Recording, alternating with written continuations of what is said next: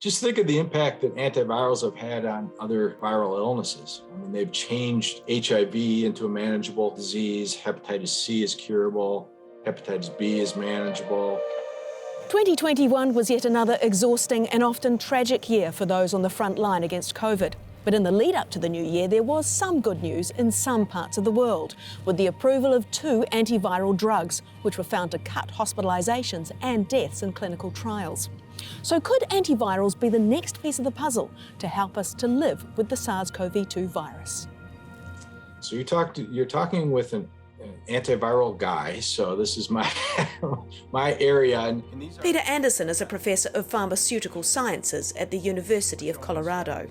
Just think of the impact that antivirals have had on other viral illnesses. I mean, they've changed HIV into a manageable disease. Hepatitis C is curable. Hepatitis B is manageable. So these can be highly, highly efficacious medications. That is direct acting antivirals. And so I'm excited. I think if we can use them early enough in the course of illness, I think they're going to have a big impact. Most antiviral drugs target specific viruses, others a broad spectrum covering a wide range. While most antibiotics destroy the target pathogen, antivirals inhibit its development. The first 2 new antivirals to be approved for use against COVID-19 are Molnupiravir, developed by Merck, which reduced hospitalisations by 30% in trials, and Pfizer's drug Paxlovid, which achieved 89%. Professor Sei Koo leads Agile, a coronavirus drug initiative in the UK, which investigates new potential COVID-19 treatments.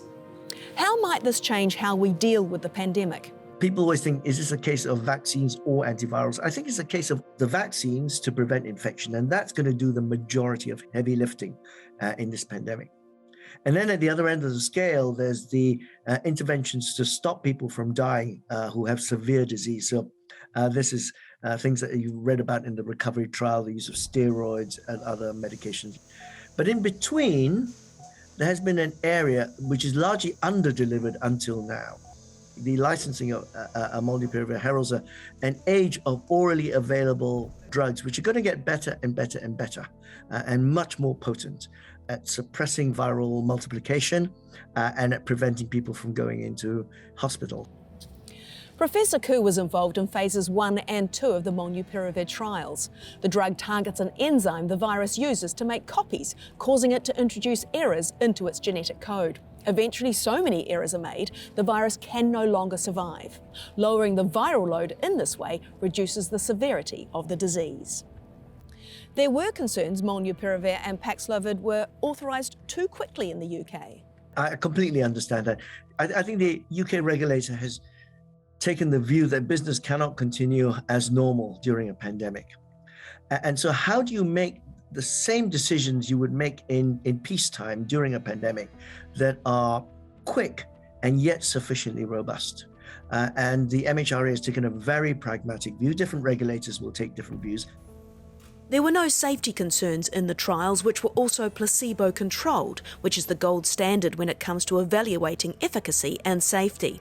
But every country has its own regulators. For example, in the UK, there are protections in place, as Dr. Shuli Porkis, the Vice President of the Faculty of Pharmaceutical Medicine in London, explains.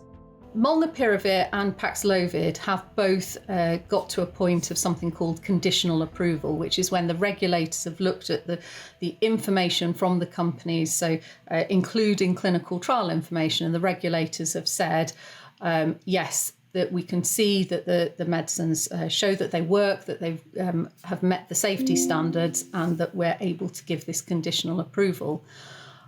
Once any medicine has any type of approval, it is continuously monitored for any new issues, any safety issues, to actually see how it works in the real world. Because the first trials of antivirals began shortly after COVID first arrived, they were tested almost totally on the unvaccinated.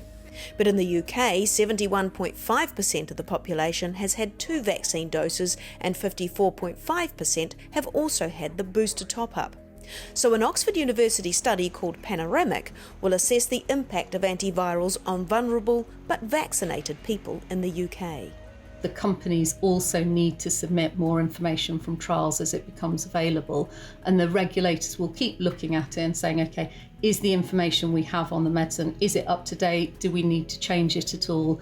Do we need to give different instructions on how the medicine should be used in clinical practice?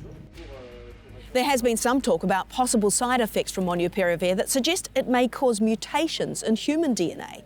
What do you say to that? So this is an area of quite a considerable amount of controversy at the moment. And I think it's important to remember that no drug, when it's licensed, can ever be declared truly safe. I think that's really important. It's never happened in the history of drug development. You really only know that something's safe where years and years down the line, with tens of thousands of people exposed to the drug. So all you can say is that a drug is sufficiently safe for deployment. And that bar has been met as far as the MHRA are concerned. That regulatory hurdle has been overcome. Now, that's not to say that the drug is totally safe. And I think that we do need to worry. So the mechanism of action for molnupiravir is one of creating lethal mutagenesis. That is to say that it becomes incorporated into the viral genome and then forces the virus to mutate to the point that the virus it becomes extinct.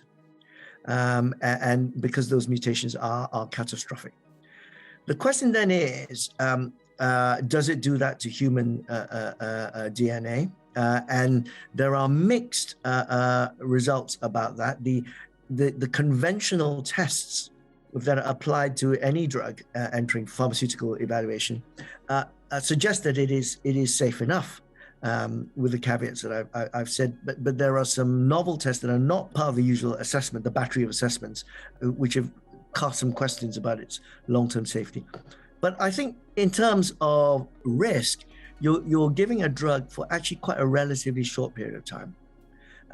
For in some people, potentially quite severe illness. So I think it's always a case of balancing risks against potential benefits.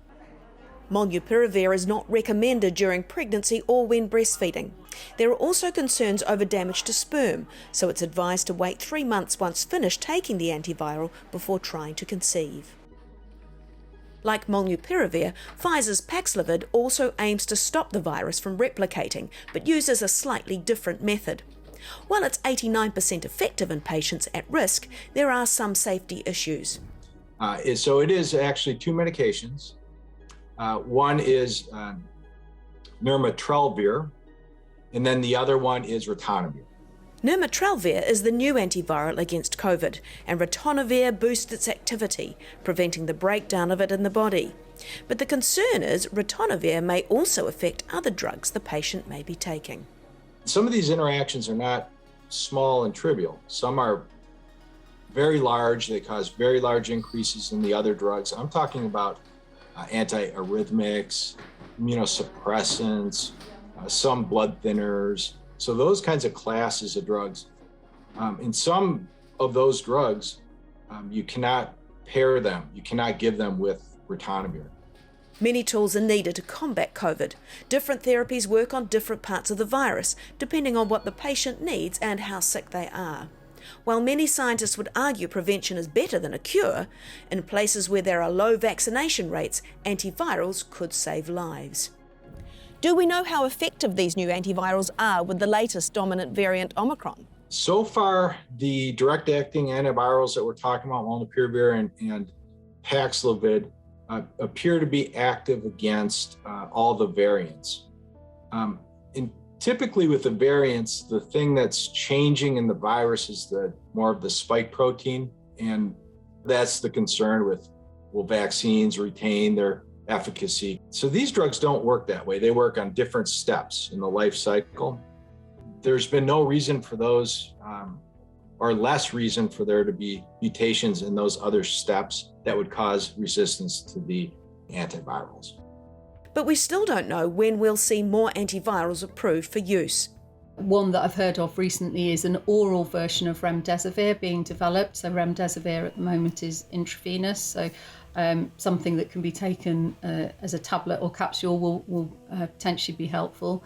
There are also other treatments such as the neutralising monoclonal antibodies that help provide passive immunities, so helping your immune system fight the virus. And there are some of those coming into use at the moment, but it's definitely an area to watch in terms of new ones being approved for use potentially, or potentially for a broader use. And also we're now working out how we best combine all the different things we have, whether it's from masks and ventilation or vaccines or boosters or treatments. We're now saying actually we've got lots of things to look at, lots more coming.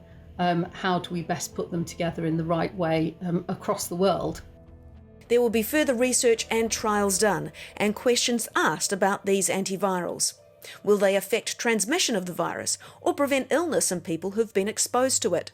Will they work against all variants in a real-world setting? And could the virus become resistant to antivirals? But there's also a very human question. Do you think we'll see the same hesitancy with antivirals as we did with the vaccines?